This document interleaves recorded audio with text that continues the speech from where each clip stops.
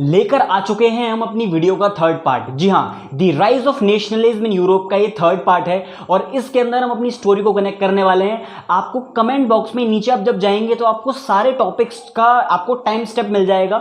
जैसे कि टॉपिक के सामने उसका टाइम लिख रहा होगा, जिस पे आप क्लिक करेंगे और आप पर्टिकुलर टॉपिक के ऊपर पहुंच जाएंगे, अगर आपको कोई पर्टिकुलर टॉपिक ही पढ़ना है तो। नहीं तो पूरा स्टोरी तो हम आपको बता ही रहे हैं। चलिए शुरू करते हैं अपने पिछले चैप्टर की कहानी से। जी हाँ, वहां पर हम एंड में छोड़कर आए थे। क्या हुआ था एंड में? वहां पर हमने अपने फ्रांस को आजाद करवा लिया था। 1848 के अंदर हमारा जो लुइस फिलिप था, बेचारे को यहां से भाग के जाना पड़ा था। मतलब कि Louis Philippe who was the head, है ना, who was the head of the constitutional monarchy of France, he was forced to flee. उसको वहां से भागना पड़ा था। तो अब आपको देखना है, कनेक्ट करना है अपनी उस कहानी को अपने प्रेजेंट टॉपिक से, जिसका नाम है 1848 रिवॉल्ट्स। क्या नाम है? 1848 रिवॉल्ट। ठीक है, अब आप टॉपिक को ऊपर देखिए और मेरे साथ टॉपिक के अंदर खो जाइए। क्या है? हाँ, तो आपको क्या समझना पड़ेगा यहाँ पे? फर्स्ट आपके सामने आएगी पैरेलल लाइन। मतलब कि जैसा कि 1848 के अंदर हमने देखा कि फ्रांस के अंदर एक लहर आ गई थी रिपब्लिक होने की। वहां के जो पेजेंट्स थे, वहां के जो लोग थे, वो पेरिस के अंदर बाहर आ गए थे and they were demanding to be free from the constitutional monarchy. भाई वो मोनार्की से अलग होना चाह रहे थे वहां के लोग, है ना। तो अब देखो, जैसे कि फ्रांस में 1848 के अंदर चल रहा था ये सारा प्रोटेस्ट, उसी के साथ साथ पैरेलली ही, जी हाँ बिल्कुल पैरेलली ही, कॉन्स्टिट्यूशनल मोनार्की की डिमांड चल रही थी और देशों के अंदर। ऊपर की लाइन देखिए, यहां पर क्या दिख रहा है कि फ्रांस क्या चाह रहा है? फ्रांस चाह रहा है अपने आप को एक रिपब्लिक नेशन बनाना। इसी के संग पैरेलली ही और देश जैसे कौन से? जैसे कि जर्मनी, पोलैंड, इटली, है ना, ऑस्ट्रो हंगेरियन एम्पायर, ये सभी लोग क्या चाह रहे थे? ये सभी लोग डिमांड कर रहे थे कि they want to be a free nation, है ना, कि ये लोग भी एक नेशन स्टेट बनाना चाहते हैं, ये लोग भी डेस्पोटिज्म से अलग होना चाहते हैं, ये लोग भी मोनार्क से अलग होना चाहते हैं, है ना। तो इसी लाइन में हमारे सामने आता है एक जर्मन स्टेट, जिसका नाम आप देख सकते हो, क्या है? जो है हमारा प्रशिया, है ना। क्या है? प्रशिया का जो राजा था, है ना। अब मैं आपको एक बढ़िया सी कहानी सुनाता हूं यहां पर कि उस समय जो प्रशिया था, Prussia was one of the important, one of the powerful, बहुत खतरनाक स्टेट माना जाता था उस टाइम ऑफ पीरियड में प्रशिया। अब प्रशिया में क्या हुआ? वहां के सारे पेजेंट्स, वहां की जो क्लास थी, मतलब वहां पे मिडिल क्लास नहीं, वहां के जो पेजेंट्स थे, उन्होंने क्या करा? वो लोग इकट्ठा हुए और उन्होंने डिमांड करा कि हमें, देखो चलो भाई एक काम करते हैं, फ्रांस के राजा बुलाते हैं, राजा का नाम है विलियम फोर, है ना, आ जाओ। विलियम फोर से वहां के लोगों ने कहा कि एक काम करो, फ्रांस के जैसा हमको रिपब्लिक तो मत बनाओ, एटलीस्ट हमको कॉन्स्टिट्यूशनल मोनार्की तो दे दो। तो वहां के लोगों ने क्या करा भाई? डिमांड थी उनकी कि we want constitutionalism with national unity. वो लोग चाहते थे कि कॉन्स्टिट्यूशन तो हमको मिले ही मिले, मतलब कॉन्स्टिट्यूशन के प्रिंसिपल्स तो देश के अंदर स्थापित हो ही हो, उसी के साथ साथ हमको नेशनल यूनिटी भी चाहिए, हमें देश को यूनाइट करना है। क्या करना है? यूनाइट करना है ना। इसी के लिए क्या करा? वहां के लोगों ने कॉन्स्टिट्यूशन की डिमांड करी, उन्होंने बना के दिया विलियम फोर को, and they have requested from the William, they have requested to him कि भाई इसको साइन कर दे, है ना। बुलाया विलियम फोर को, कहा इससे भाई साइन कर दो, लोग तुझसे कह रहे हैं साइन कर दो, बट नहीं, विलियम फोर का मानेगा भाई? विलियम फोर ने मना कर दिया कि नहीं, मैं नहीं मानूंगा।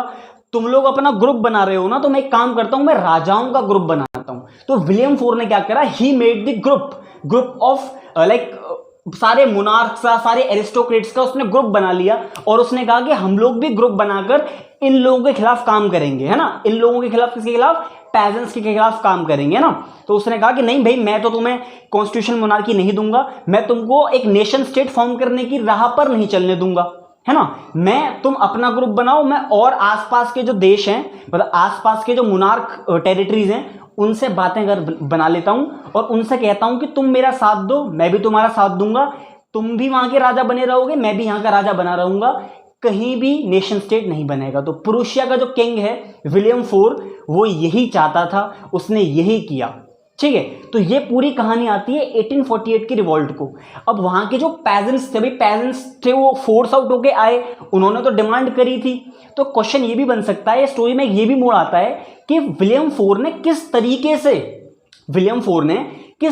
से वहां के पेजेंट्स को सप्रेस कर दिया। तो जी हाँ, आपको बताना है हमें कि आर्मी की मदद से, ब्यूरोक्रेट्स की मदद से, मतलब मेनली बोला जाता है with the help of army he suppress the people of, like कह सकते हैं he suppress the peasants of Prussia. Prussia के जितने भी लोग थे उन सबको सप्रेस कैसे किया गया, with the help of army, है ना। तो ये बहुत इंपॉर्टेंट चीज है। 1848 की रिवॉल्ट को देखकर फ्रांस में बाकी के जो देश थे, बाकी के जो देश कैसे, Germany, Italy, Poland, Austro Hungarian empire, इन सबके अंदर पेजेंट्स ने, न्यू मिडिल क्लास ने यहां पर कोशिश करी।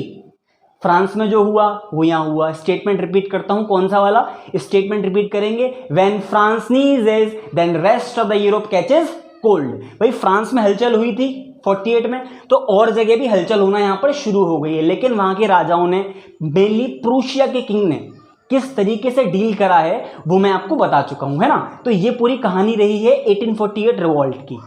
चलिए अब आगे बढ़ते हैं हम अपना, कि भाई तब तो दबा दिया गया, लेकिन आगे जाकर ऐसा क्या हुआ, ऐसा क्या हुआ कि जर्मनी और इटली ये यूनाइट हो गए। क्या हुआ कि जर्मनी एंड इटली आगे जाकर यूनाइट हो गए। तो हम शुरू करते हैं the making of Germany and Italy. तो स्टार्ट करते हैं हम अपनी स्टोरी से, the making of Germany and Italy. अब आप सोचते होंगे कि जर्मनी कैसे यूनिफाई हुआ। प्रेजेंट डे जर्मनी जो हम देखते हैं क्या वो उस टाइम के यूनिफिकेशन से ही निकल कर आया है? जी थोड़ा बहुत सच भी है, क्योंकि जर्मनी जो हम आज का देखते हैं उसके अंदर काफी सारे मॉडिफिकेशन प्रेजेंट डे में भी हुए हैं, है ना। तो उस टाइम का जो जर्मनी था उसको यूनिफाई कैसे करवाया गया, किस देश ने बहुत बड़ा रोल, किस छोटे मोनार्क ने बहुत बड़ा रोल प्ले उसके अंदर किया, किसने यूनिफिकेशन करवाया, बहुत सारे क्वेश्चन हमारे दिमाग में आते हैं, है ना, कि यूनिफिकेशन एक्चुअली में हुआ कैसे। तो स्टार्ट करते हैं कि जो जर्मनी था उस टाइम का जिसको यूनिफाई करवाया गया, तो Germany was also a patchwork of different different monarchial units. तो उस टाइम का जो जर्मनी है वो बहुत अलग अलग तरह की छोटी छोटी मोनार्कियल यूनिट्स का एक बंच हम कह सकते हैं। It was a patchwork of monarchial territories, ठीक है। तो उसके लिए अब भाई आपने पहले देखा कि प्रशिया जो है उसका जो राजा है, प्रशिया का जो राजा है, राजा कौन था आपको बताया मैंने अभी, विलियम था, है ना। पूरा नाम उसका है फ्रेडरिक विलियम फोर्थ। तो उस राजा ने क्या करा, उस राजा ने सप्रेस करा था वहां के लोगों को, सप्रेस करा था कि भाई मैं तुम्हें कॉन्स्टिट्यूशनलिज्म नहीं लाने दूंगा यहां पर। अब आपके दिमाग में बात आएगी कि सर राजा लोग तो मना कर रहे थे, मतलब राजा जो था वो मना कर रहा था कि कॉन्स्टिट्यूशनलिज्म नहीं आएगी, एक रिपब्लिक नेशन नहीं बनेगा, तो फिर इसको यूनिफिकेशन किसने किया? जी हाँ, यहां पर ये सब ऐसे ही है कि 2 दिन में पलट जाएंगे, क्या कि बिल्कुल ऐसा ही इन्होंने करा। अब जो बात मैं आपको बताऊंगा आप उसको देखकर बोलोगे कि एकदम इन्होंने वक्त बदल दिया, जज्बात बदल दिए, जिंदगी बदल दी। ओ भाई मारो मुझे, मारो मुझे, मारो नहीं, ये मजाक होते थे कि हम होने ही नहीं देंगे। एक जो आपका फ्रेडरिक विलियम फोर्थ जो था वो कोशिश करता था आर्मी की मदद से वहां के पेजेंट्स को दबाने की, जो नहीं चाहता था नेशनल यूनिटी वो हटेगा। उसके बाद अलग राजा आएगा। राजा कौन आएगा? राजा का नाम होगा केसर विलियम फर्स्ट। कौन आएगा? Kaiser William first. And Kaiser William first जो होगा, he was a king, he will realize the problems that was prevailing at that point of time. वो रियलाइज करेगा कि उस समय पर क्या दिक्कतें थी। मतलब केसर विलियम जो आपका वो है फर्स्ट, उसको रियलाइज हो जाएगा कि अब नेशनल यूनिटी लानी पड़ेगी। मतलब अगर मैं क्या, उसको रियलाइज हो गया था कि अगर मैं सारे देशों को एक करने की कोशिश करूं, मतलब प्रशिया में ही ना रहूं, प्रशिया के बाहर भी निकलूं, और जो टेरिटरीज हैं, जो जर्मन स्टेट्स हैं, उनको अगर अपने अंदर मिला लूंगा ना, तो मेरा स्टेट बड़ा हो जाएगा, मेरा स्टेट पावरफुल हो जाएगा, ज़्यादा वेल्थ हो जाएगी। तो इसीलिए केसर विलियम फर्स्ट ने क्या करा, कोशिश करी जाके कि वो देश को मतलब बड़ा बना पाए, नेशनल यूनिटी ला पाए और कॉन्स्टिट्यूशनलिज्म ला पाए, है ना। किसने कोशिश करी है? केसर विलियम फर्स्ट। इन्होंने ही कोशिश करी है, केसर विलियम फर्स्ट। पर देखो राजा जो होते हैं ना, राजा जी जाइए थोड़ी देर के लिए, जो राजा होते हैं वो राजा थोड़ी ना कुछ करते हैं। मतलब मान लेते हैं कि हमारे महाराणा प्रताप बैठे हुए हैं, है ना, एकदम शूरवीर महाराणा प्रताप, 7.5 फुट की हाइट। अब क्या, अगर वो तो राजा है ना, अब पहले जब लड़ाई की बात आएगी तो वो अपने सेनापति को भेजेंगे कि जाके लड़ो अकबर से, है ना। खुद थोड़ी पहले लड़ने चले जाएंगे, पहले कहेंगे चलो बच्चा है, चलो जाके लड़ाई कर लो, है ना। फिर अगर नहीं समझेगी बात तो वो खुद उतरेंगे। तो केसर विलियम फर्स्ट तो राजा है भाई, उसने क्या करा, उसने अपने सीएम को बुलाया, चीफ मिनिस्टर को। चीफ मिनिस्टर कौन है? Auto von Bismarck. ये भाई साहब ओटो वन बिस्मार्क, इनको बुलाया गया और इनसे बुलाकर बोला केसर विलियम ने कि एक काम करो, स्ट्रेटेजी बनाओ, पॉलिसी बनाओ कि हम किस तरीके से यूनिफिकेशन करने वाले हैं। तो ओटो वन बिस्मार्क को जिम्मेदारी दी गई। और जी हाँ, रियलिटी में ओटो वन बिस्मार्क जो है उसी को ही बोला जाता है आर्किटेक्ट ऑफ दिस प्रोसेस। मतलब आर्किटेक्ट ऑफ द यूनिफिकेशन बोला जाता है ऑटो वन बिस्मार्क को। मार्क अंडरलाइन कर लेना है इस बात को। ऑटो वन बिस्मार्क ही है जो इतना बड़ा रोल प्ले करता है यूनिफिकेशन ऑफ जर्मनी के अंदर कि ऑटो वन बिस्मार्क ही आगे जाकर यूनिफिकेशन करवाएगा। ठीक है जी। तो ऑटो वन बिस्मार्क हमारा हीरो है। यहाँ पर 7 साल तक लड़ाई लड़ी जाएगी, है ना। 7 साल तक लड़ाई लड़ी गई। लड़ाई लड़ी गई थी डेनमार्क से, फ्रांस से, है ना। किससे लड़ी गई? डेनमार्क, फ्रांस एंड ऑस्ट्रिया, इन 3 देशों से लड़ाई लड़ी गई। और लड़ने के बाद रियलिटी में अपना जो इन्होंने जो सपना देखा था यूनिफिकेशन का, जो इन्होंने स्टार्ट करा था 1866 से, है ना, 1866 से स्टार्ट करा था, वो 1871 में जाके असलियत में सही हो जाएगा, मजा आ जाएगा, है ना। और जब ये अपना एक यूनिफाइड नेशन बनाएंगे तो ये उसके अंदर मेक श्योर करेंगे करेंसी को कि modernising the currency, legalising the processes, banking should be nationalised, है ना, और judicial system should be well managed. तो इन चारों चीजों को ही बहुत अच्छे से क्या करेंगे? वेल मैनेज करेंगे, है ना। तो ये पूरा यूनिफिकेशन था आपका जर्मनी का। जर्मनी के यूनिफिकेशन के साथ साथ ही एक और देश भी था ऐसा जो यूनिफाई हो रहा था। क्या नाम था उसका? उसका नाम था इटली, है ना। इटली भी जो था वो भी इनके साथ साथ ही यूनिफाई हो रहा था। आइए देखते हैं किस तरीके से वो इटली भी यूनिफाई साथ साथ ही इनके हो रहा था। बात करते हैं इटली की। इटली में यूनिफिकेशन किस तरीके से हुआ? इटली का जो यूनिफिकेशन है वो साथ साथ ही चल रहा था। मतलब कैसे? 1859 से स्टार्ट हुआ था यूनिफिकेशन ऑफ इटली। जी हाँ। तो उस टाइम पर आप सोचेंगे कि उस टाइम पर राजा कौन रहा होगा वहां पर। उस टाइम पर राजा, जिस राजा ने इटली का यूनिफिकेशन करने के लिए ऑर्डर दिया, जिसकी देखरेख में ये यूनिफिकेशन करा गया, उसका नाम था विक्टर इमैनुअल सेकंड। क्या? Victor Emmanuel second. जी हाँ, विक्टर इमैनुअल सेकंड ही था। पर इससे पहले हम थोड़ा जान लेते हैं इटली के बारे में। आइए देखिए, ये आपका इटली है। इसके अंदर हम समझते हैं कि पूरा जो इटली है वो उस टाइम पे थोड़ी छोटी छोटी छोटी चीजों का पैचवर्क होता था। इटली जो आज देख रहे हैं वो यूनिफाइड है, पर पहले का जो इटली था वो इस तरीके का पैचवर्क होता था डिफरेंट डिफरेंट स्टेट्स का। अब यहां पर समझो कि ऊपर वाला जो एरिया है, ये वाला, ये साइड वाला एरिया देखना, ये वाला जो एरिया है ये होता था ऑस्ट्रियन हैब्सबर्ग के अंडर आता था। ये क्या? ये ऑस्ट्रियन हैब्सबर्ग के अंदर आता था, ये एरिया उनके कंट्रोल में आता था। चलिए, और इधर वाला जो एरिया है, ये वाला, है ना, ये जो एरिया है आपका, ये सार्डिनिया है। और ये वाला एरिया जो है आपका पीडमोंट है। सार्डिनिया एंड पीडमोंट, समझे इतना? ठीक है। अब इसके बाद थोड़ा बीच वाले पार्ट पे आओ। ये वाला जो पार्ट आपको दिख रहा है ना, ये पार्ट होता था, जो पार्ट वहां के पोप जो होते थे, वो पोप आपको बताया मैंने धर्मगुरु होते हैं। तो धर्मगुरु उस जगह पर कंट्रोल रखते थे अपना, वो प्यार के जरिए लोगों पे कंट्रोल पर रखते थे, है ना। और नीचे वाला जो एरिया है, यहां पर बोरबोन किंग्स का राज होता था। बोरबोन किंग्स कौन से? बोरबोन किंग्स फ्रांस वाले नहीं, बोरबोन किंग्स ऑफ स्पेन वाले यहां पर राज करते थे। ठीक है, ये आपका हो गया। इसके बाद यहां देखो, ये पूरा तुम्हें दिख रहा है कि मतलब इटली जो है, Italy is not unified yet. तो Italy was also a patchwork of different different monarchial units, है ना, कि ये भी एक पैचवर्क है। कितना? मतलब ये जो है ये 7 स्टेट्स के अंदर डिवाइड था। इटली जो है आपका, it was divided into 7 states. 7 state के अंदर डिवाइडेड है ये, 1-2 के अंदर नहीं भाई, 7 स्टेट के अंदर ये डिवाइडेड है। ठीक है, 7 स्टेट्स में ये डिवाइडेड है। और इसमें से केवल एक ही स्टेट ऐसा है जिसका नाम है सार्डिनिया पीडमोंट।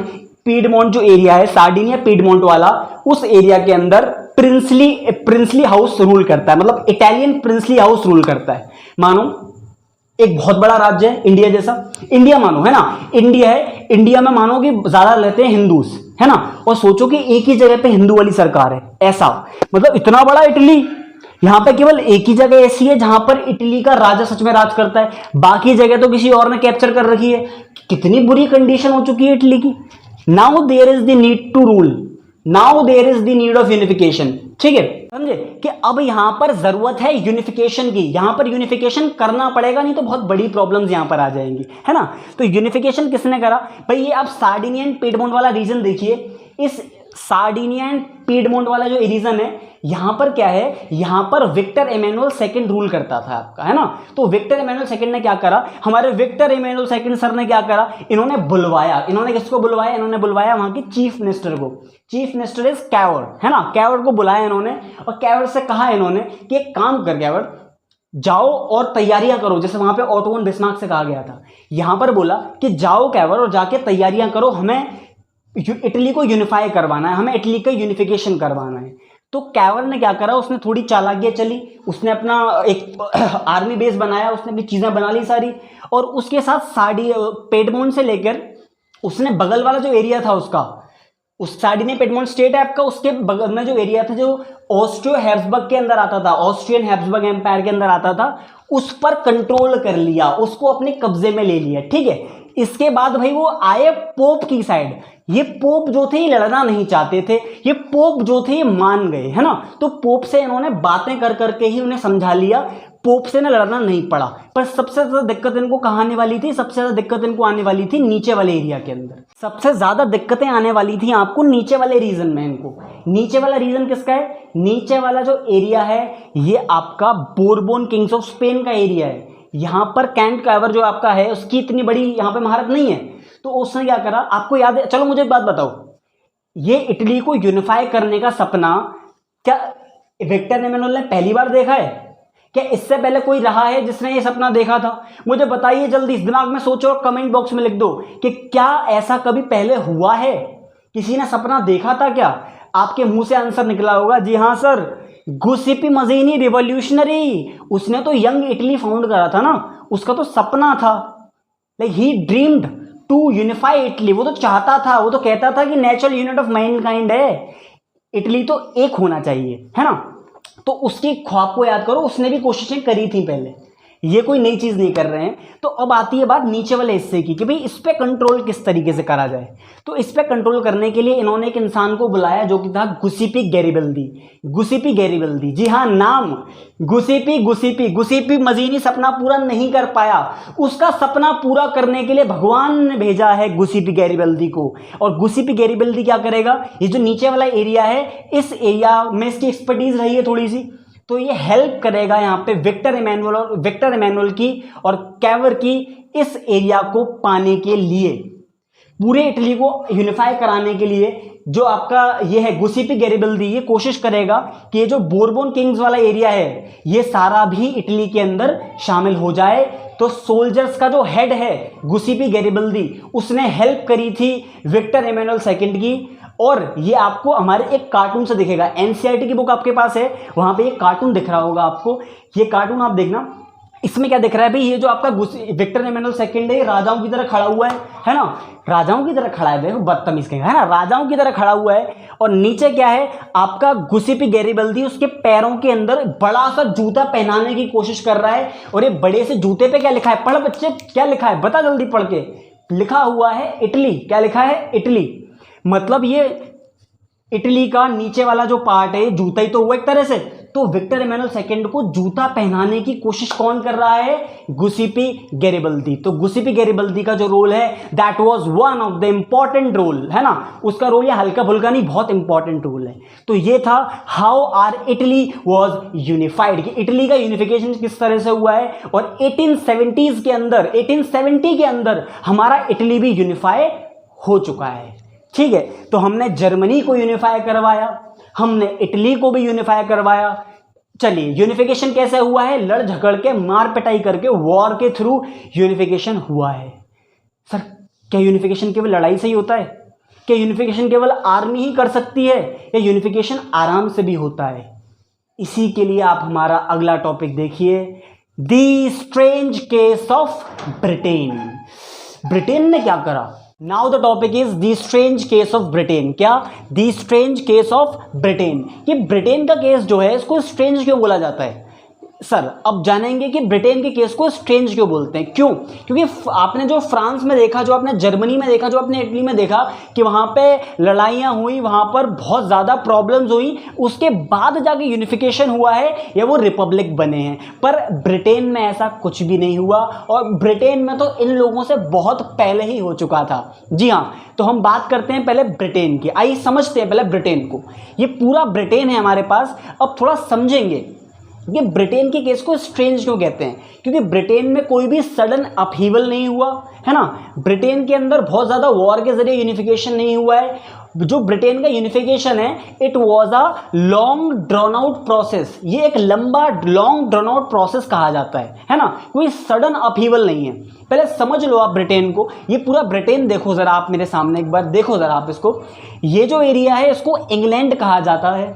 ठीक है, ये एरिया वेल्स है, इसके ऊपर आप देखिए ये स्कॉटलैंड है और ये आयरलैंड है। इनिशियली आप इतना समझ लीजिए कि ये चीज़ें हैं। अब इंग्लैंड के अंदर जो ट्राइब रहती है उसको इंग्लिश बोला जाता है, क्या, इंग्लिश। वेल्स के अंदर जो ट्राइब रहती है उसको वेल्च बोला जाता है, वेल्च, ठीक है। और इसी के संग स्कॉटलैंड में जो ट्राइब रहती है उसको बोला जाता है स्कॉट्स, है ना, क्या बोलते हैं, स्कॉट्स बोलते हैं। और इसी के संग आयरलैंड में जो ट्राइब रहती है उसको आयरिश करके बुलाया जाता है, आयरिश। तो ये मैंने आपको थोड़ा ब्रीफ दिया यहाँ पर, ठीक है। तो आपने समझा कि यहाँ पर इतनी अलग अलग चीज़ें हैं। अब ये देखो, ये इंग्लैंड है, इन चारों ही जगहों में से इंग्लैंड जो है ये मोस्ट पावरफुल निकल कर सामने आया, most powerful, most wealthy, most important. क्यों? क्योंकि इंग्लैंड के अंदर ही न्यू मिडिल क्लास इमर्ज हुई सबसे पहले, यहाँ के लोगों में सबसे पहले इंडस्ट्रियलाइजेशन देखा गया, है ना। तो इंग्लैंड के अंदर से ही सबसे पहले ये क्लास निकली और इंग्लैंड जो था ये थोड़ा इंपॉर्टेंट नेशन बन गया। इंग्लैंड एक इंपॉर्टेंट जगह बहुत ज़्यादा बन गई, ठीक है। इंग्लैंड के अंदर भी मोनार्की है, पर इंग्लैंड के अंदर 1688 के अंदर क्या हुआ, 1688 के अंदर क्या कहते हैं अपना मुनार्क के पास से पावर ले ली गई और वो पावर दे दी गई पार्लियामेंट को। मतलब एक पार्लियामेंट्री सिस्टम 1688 के अंदर बना दिया गया वहाँ पर, है ना। क्या बनाया गया? पार्लियामेंट्री सिस्टम ब्रिटेन के अंदर, मतलब जहाँ इंग्लैंड के अंदर बना दिया गया। और इंग्लैंड जो है, जी हाँ, इंग्लैंड को क्या बोला गया? इंग्लैंड अब बन गया यहाँ पर क्या, एक तरह का कॉन्स्टिट्यूशन मोनार्की वाला देश बन गया। लॉन्ग ड्रॉन आउट प्रोसेस की मदद से कोई झगड़ा नहीं हुआ। यहाँ के जो आपके कंजर्वेटिव्स थे ना, वो थोड़े समझदार निकल गए। तो उन समझदार लोगों ने बड़ा अच्छा काम कर दिया सर, कि उन्होंने अपने आप ही पार्लियामेंट्री सिस्टम को क्रिएट कर दिया। मतलब लोगों ने थोड़ा प्रेशर डाला, हो गया बाद में, स्मूथली हो गया यहाँ पे, है ना। चलिए, 1688 की बात आपको ये समझ में आई। वेल्स, देखो ये इंपॉर्टेंट जगह रही है इंग्लैंड, तो इन्होंने वेल्स के एरिया पर इन्फ्लुएंस डालकर वेल्स को अपना पार्ट बना लिया। मतलब now England and Wales they are now combined. भाई इन्होंने अपने आप को कंबाइन कर लिया, ठीक है। इसके बाद आप देखिए जो स्कॉटलैंड वाला केस आता है ना। अब आपके दिमाग में आता होगा sir, England, great Britain, United kingdom, क्या ये सारे शब्द एक ही हैं या ये अलग अलग हैं? क्या हम इन सब शब्दों को इंटरचेंजली कभी यूज कर सकते हैं या नहीं कर सकते? बात ये है। तो आप इन सारे शब्दों को इंटरचेंजली बिल्कुल यूज नहीं कर सकते। समझिए किस तरीके से, है ना। मैंने आपको बताया इंग्लैंड एंड वेल्स जो हैं ये आपस में कंबाइन हो चुके हैं, कंबाइन हो गए आपस में। अब इसके संग स्कॉटलैंड में क्या होता है, स्कॉटलैंड जो जगह है ना, यहाँ का जो स्कॉटलैंड का जो अपना खुद का वो है रिलीजन, वो यहाँ पे क्रिश्चियनिटी फॉलो करते हैं। स्कॉटलैंड वाले क्रिश्चियनिटी फॉलो करते हैं, है ना। पर यहाँ पे क्या है, दो तरह के क्रिश्चियंस होते हैं। मतलब इंग्लैंड के दो तरह के क्रिश्चियंस मेनली है वहाँ पे, प्रोटेस्टेंट्स एंड कैथोलिक्स। कैथोलिक्स कौन से? जो मानते हैं कि जो आपका कैथोलिक्स क्या मानते हैं, वो मानते हैं कि आपका जो पोप है वो इनफॉलेबल है, उससे गलतियां नहीं होती। पोप मतलब धर्मगुरु जो है, जो फादर है, वो भगवान है, वो कभी गलती करेगा ही नहीं। और प्रोटेस्टेंट मानते हैं भाई भगवान नहीं है पोप, ये गलती कर सकता है, तो वो उसको ये मानते हैं भाई प्रोटेस्टेंट्स जो हैं अपने तरीके बनाते हैं भगवान की, एक गॉड की पूजा करने के, है ना। ये तो जो इंग्लैंड है प्रोटेस्टेंट से भरा हुआ है, वेल्स भी प्रोटेस्टेंट से है। पर जो आपका स्कॉटलैंड है, यहाँ पे बड़ी डीप लड़ाई है ना, डीप भी नहीं कह सकते, यहाँ पे थोड़ा है। ये जो जगह है यहाँ पर दोनों नहीं है, यहाँ पर कैथोलिक्स हैं। क्या हैं? कैथोलिक्स। स्कॉटलैंड में कैथोलिक्स हैं and Catholics do not want to merge with England. भाई वो नहीं चाहते थे इनके संग मर्ज होना, लेकिन इंग्लैंड बड़ा पावरफुल बन गया, बहुत ज़्यादा स्ट्रांग बन गया। इस वजह से स्कॉटलैंड को इंग्लैंड का पार्ट बनना पड़ा, उसको इनका पार्ट बनना पड़ा। और चलिए आपको एक टेबल दिखाता हूँ, ये समझिए थोड़ा सा। England plus Wales plus Scotland, ये तीनों मिलकर क्या बनाते हैं? ये तीनों देश मिलकर एक नाम बनाते हैं जिसका नाम होता है ग्रेट ब्रिटेन। क्या बनाते हैं? United kingdom of great Britain. शब्द आप एक शब्द पकड़ के रखना, ग्रेट ब्रिटेन। ये सब मिलकर क्या बनाते हैं? ग्रेट ब्रिटेन शब्द को इजाद कर देते हैं ना। इंग्लैंड नहीं कहलाते, ग्रेट ब्रिटेन। तीन देश मिलके बस। चौथा आता है आयरलैंड। अब आयरलैंड पे आ जाते हैं। आयरलैंड देखो ये, है ना। तो आयरलैंड जो रहा है ये हमेशा से ऐसा देश रहा है जहां पर दोनों ही जो आपके सेक्ट्स हैं, सेक्ट मतलब सेक्शंस हैं, कैथोलिक एंड प्रोटेस्टेंट्स, यहाँ पे बड़ा डीप चैनल रहा है। मतलब इस जगह पर कैथोलिक्स एंड प्रोटेस्टेंट्स दोनों ही रहे हैं। और यहाँ पर दोनों ही हमेशा से रहे हैं और दोनों में थोड़ा सा सही नहीं रहा है ना। तो अब क्या होता है, जो इंग्लैंड वाले हैं, इंग्लैंड वाले यहाँ के कैथोलिक को सपोर्ट नहीं करते, इंग्लैंड के प्रोटेस्टेंट यहाँ के प्रोटेस्टेंट्स को ही सपोर्ट करते हैं ज़्यादा। तो इसकी वजह से यहाँ पे दो कंट्री बन गई हैं। जो आयरलैंड है पूरा, जो आपका आइलैंड नेशन है, उसके दो पार्ट हो गए। पहला पार्ट आप ऊपर देखना, नदर्न आयरलैंड जिसको बोला जाता है, नदर्न आयरलैंड। नीचे वाला पार्ट क्या है, रिपब्लिक ऑफ आयरलैंड। क्या है, रिपब्लिक ऑफ आयरलैंड। तो नदर्न आयरलैंड में रहते हैं आपके कौन, जी हाँ आपको पता है कौन रहते हैं, प्रोटेस्टेंट्स। और रिपब्लिक ऑफ आयरलैंड में कौन रहते हैं, वहां पर रहते हैं आपके कैथोलिक्स। तो क्या हुआ कि इंग्लैंड वालों ने इनके ऊपर भी प्रेशर बनाया, बहुत प्रेशर बनाया, पर आयरलैंड जो था ना, इंग्लैंड वालों ने आयरलैंड वालों पे प्रेशर बनाया है, पर आयरलैंड कभी भी इनका पार्ट बनना ही नहीं चाहता था सर। वो कभी भी इनके संग अटैच होना नहीं चाहता था, लेकिन उसको इन्होंने प्रेशर डालकर उसको अपने अंदर शामिल कर लिया। 1801 के अंदर वॉल्फटाउन जैसे बहुत से लोगों ने यहाँ पर कोशिश करी, वॉल्फटाउन क्रांतिकारी रिवोल्यूशनरी जो हमेशा से खिलाफ खड़ा रहा कि आयरलैंड को कभी भी मर्ज नहीं होना चाहिए इंग्लैंड के साथ, लेकिन इन दी एंड आयरलैंड को मर्ज होना पड़ा। पर अगर मैं आज की बात करता हूँ तो जो आपका रिपब्लिक ऑफ आयरलैंड है वो अलग देश है, नदर्न आयरलैंड जो है ये उनके संग जुड़ा हुआ है ना। तो हम 4 देशों को जोड़ने वाले हैं। फर्स्ट देखिए England, second Wales, third Scotland और चौथा नदर्न आयरलैंड। पूरा आयरलैंड नहीं, नदर्न आयरलैंड। ये चारों मिलकर बनाते हैं यूनाइटेड किंगडम। क्या बनाते हैं, यूनाइटेड किंगडम। अब एक बात दिमाग में जरूर आ रही होगी कि भाई जब ये मतलब इनका तो अलग अलग फ्लैग होगा, इंग्लैंड का फ्लैग देखो ऐसा दिखता है ना, तो आपका स्कॉटलैंड का फ्लैग ऐसा दिखता है, नदर्न आयरलैंड का फ्लैग देखो ऐसा दिखता है, तो इन लोगों का फ्लैग अलग अलग है। सर इन चारों का मिलाकर भी आपस में कोई एक फ्लैग है क्या, जी हाँ ये वाला फ्लैग देखो ना, चारों को प्लस करके ये वाला फ्लैग देखो, यूनाइटेड किंगडम का एक फ्लैग है जिसका नाम ही है यूनियन जैक। क्या नाम है, यूनियन जैक, जो उनको एक अलग आइडेंटिटी देता है ना। इसी के संग संग उन्होंने अपनी खुद की नेशनल एंथम भी लिखी है यहाँ पर, जिसका नाम है God save our noble king. क्या नाम है, God save our noble king. तो इस तरीके से हमने पूरा केस पढ़ लिया, the strange case of Britain. अब मुझे लगता है अब आपको समझ में आ गया है कि why the case of Britain is called as the strange case of Britain. ठीक है, तो ये टॉपिक हमने बड़े मजेदार तरीके से कर लिया है। चलिए अब आगे बढ़ते हैं। अब हमारा चैप्टर लगभग खत्म होने की कगार पर आ गया है और टॉपिक का नाम पढ़ेंगे, क्या है, विजुअलाइजिंग द नेशन। क्या है, विजुअलाइजिंग द नेशन। आंख बंद करिए, जी हाँ आप भी करिए, आंख बंद करके विजुअलाइज करिए भारत माता। क्या दिखा आपको, दिखा एक औरत दिखी आपको, एक फीमेल फिगर दिखा आपको, एलिगेरी जिसको बोला जाता है, मतलब एक फीमेल फिगर जो किसी आइडिया को दिखाती है, जो थॉट प्रोसेस को दिखाती है, उसको एलिगेरी बोला जाता है। ध्यान रखिएगा आगे हेल्प हो जाएगी ना। तो आपको एक एलिगेरी दिखी, एक फीमेल फिगर दिखी, जिसके अंदर आपने देखा एक लाल या हरे कलर की साड़ी पहनी होगी, लाल साड़ी हरे कलर का बॉर्डर है ना, और हाथ में त्रिशूल होगा, शेर पर बैठी होंगी और तिरंगा भी हाथ में लग रहा होगा उनके, या तिरंगे या देश के ऊपर एक होगा है ना। तो इस तरीके से आपको एलिगेरी दिखती है। जब भी मैं बोलता हूँ भारत माता तो आपको एक फीमेल एलिगेरी दिखती है। तो उस जगह पर फ्रांस में और आपका जर्मनी के अंदर वहाँ पे भी कुछ ऐसा ही हुआ। अब वो लोग ट्राई करेंगे how we can visualize our nation. अब फ्रांस में और जर्मनी के अंदर एलिगेरीज निकल कर आएंगी, मतलब पोर्ट्रे करा जाएगा देश को एज अ फीमेल फिगर, क्योंकि देखो औरतों की इज्जत वहाँ पे नहीं हुई है ना। आपको दिखेगा भाई हाथ में क्या था, वो जो दिखाई थी ना चैप्टर में फर्स्ट नंबर पे, जो एक बड़ा सा पिक्चर दे रखा है कि स्टैचू ऑफ लिबर्टी खड़ी है, एक हाथ में charter of the right of only men's है ना, और एक हाथ में क्या है, टॉर्च है एनलाइटमेंट दिखाने के लिए। तो यहाँ केवल आदमियों को इज्जत मिली है। औरतों को इज्जत देने के लिए या फीमेल फिगर्स को रेस्पेक्ट देने के लिए नेशन को बनाया जाएगा एज अ फीमेल फिगर। तो यहाँ पर नेशंस को क्या बनाया गया है, फीमेल फिगर की तरह दिखाया गया है। फ्रांस की जब मैं बात करूँ तो मैरियन का नाम आता है, देखिए ज़रा है ना, मज़ा आएगा आपको देखकर। फ्रांस की जब बात करें तो मैरियन फिगर हमारे सामने आ जाती है। मैरियन अपने सर के ऊपर हमेशा टोपी पहने रहती है, रेड कलर की कैप लगाती है और उस कैप के ऊपर एक कोकेड होता है ना। मेलों में देखते हैं ना आप, कुछ लोग ऐसे मेलों में या कार्यक्रम में लोग ऐसे लगा के घूम रहे होते हैं। मैं यहाँ पे इनकी कैप पर लगा दूंगा, देखो इस तरह का ट्राई कलर का यहाँ पे क्या है, एक कोकेड आपको दिख जाएगा उनकी कैप पर।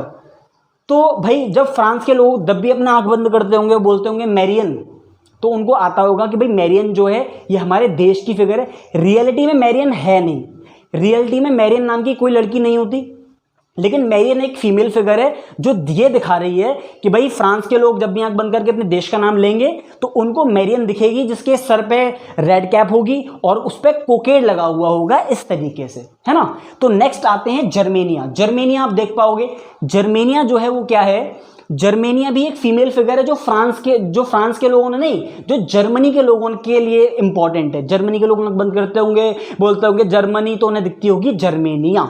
जर्मेनिया के हाथ में देखो क्या है, अरे इसके हाथ में तो सर तलवार है। तलवार क्यों है? To protect the people of Germany, ठीक है। और क्या है भाई, देखो उसके सर पे जो है ओक लीव्स है, ओक लीव्स है ना। ओक लीव्स क्या दिखा रही हैं? एक दिखा रही है स्ट्रांगनेस का साइन है इसकी, किसका? स्ट्रांगनेस का साइन है। तो ये हैं आपकी फीमेल फिगर्स, एलिगरी जिनको बोला गया है यहाँ पर, ये हेल्प करती हैं शो करने के लिए कि दे आर दी स्ट्रांगेस्ट और ये ज़्यादा ताकतवर है अपने देश के अंदर, ठीक है। तो आई थिंक आपको विजुअलाइजिंग दी नेशन वाला कॉन्सेप्ट समझ में आ गया। कहानी नहीं थी, कंसेप्ट था, थीम थी चैप्टर की। तो आई होप ये बिल्कुल क्लियर है ना। आपको और ज़्यादा जानने हैं तो अब मैं आपको टेबल दिखा देता हूँ। इस टेबल में से आप इनके बारे में और समझ सकते हैं, देख लीजिए। स्क्रीन को पॉज कर देना और ये एक बार टेबल पढ़ लेना, है ना। चलिए, आपको लग रहा होगा कि बड़ी हैप्पी एंडिंग हो गई है, मज़ा आ गया बिल्कुल, है ना। अरे साउथ इंडिया की मूवी थोड़ी है जो उसकी एकदम हैप्पी एंडिंग देख रहे हो, इसकी हैप्पी एंडिंग नहीं होने वाली है। अब क्या होगा, आपने देखा यूनिफिकेशन ऑफ इटली हुआ, यूनिफिकेशन ऑफ जर्मनी भी हो गया और फ्रांस भी आज़ाद हो गया। अरे पिक्चर थोड़ी है जो मज़े आ जाएंगे, अब तो रियल प्रॉब्लम स्टार्ट होने वाली है। 1871 के बाद क्या हुआ ये तो जानो। 1871 में यूनिफिकेशन कंप्लीट हो गए हैं, इसके बाद क्या हुआ? अरे देखो पूरा यूरोप, इस पूरे यूरोप के अंदर यूनिफिकेशन की दौड़ मच गई। काफ़ी नेशन स्टेट बनने लगे, काफ़ी नेशन स्टेट आ गए। अब एक बहुत बड़ा रीजन था जिसको कहा जाता था बाल्कन रीजन। क्या कहते थे? बाल्कन्स रीजन बोला जाता था। क्यों बोला जाता था सर इनको बाल्कन्स रीजन? क्योंकि बाल्कन माउंटेन के नाम पर इन जगहों का नाम था, इस जगह का नाम था बाल्कन्स रीजन, है ना। तो अब क्या हुआ भाई, इन जगहों पर टोटल मिला के 10 देश ऐसे थे जो कि ऑटोमन एम्पायर के कंट्रोल में आते थे।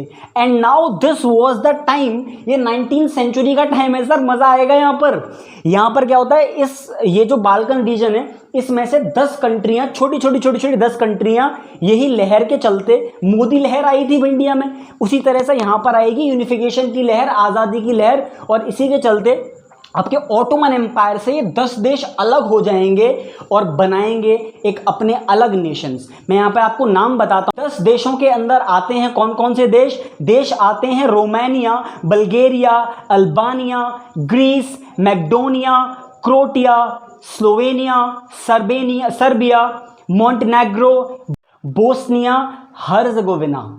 ये 10 के 10 देश अलग हो जाते हैं ऑटोमन एम्पायर से, और ऑटोमन एम्पायर से जब ये देश अलग हो जाते हैं तो अब इन देशों के अंदर आता है कि एक काम करते हैं, हम तो अलग अलग हैं, 10 एक काम करते हैं, एक दूसरे पे कंट्रोल करते हैं, एक दूसरे पे कब्जा कर लेते हैं, है ना। 1871 के बाद बाल्कन रीजन में ये हो रहा था कि इन्होंने सोचा, इन सब छोटे 10 देशों ने सोचा कि एक काम करते हैं, हम छोटे छोटे देश हैं, आपस में लड़ के क्या कर लेंगे, एक दूसरे पे कंट्रोल कर लेते हैं। छोटे छोटे आपस में सोच रहे हैं कि छोटे छोटे बच्चे आपस में सोच रहे हैं कि एक दूसरे पे कंट्रोल कर लेंगे।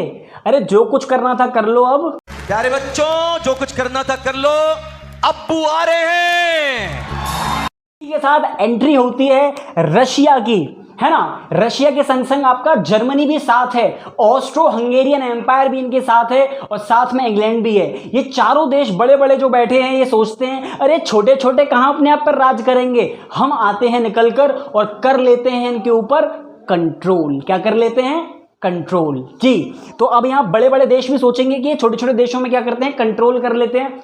तो आगे जाके क्या होता है, अराउंड 1912 एंड 13 की ये बात है, बाल्कन्स वॉर छिड़ जाती है और सब आपस में लड़ने लगते हैं। और अब आप देखिएगा जरा, थोड़ा मैं यहाँ पे हॉल्ट लेता हूँ, स्टॉप करता हूँ अपने आप को, थोड़ा समझो इस बात को।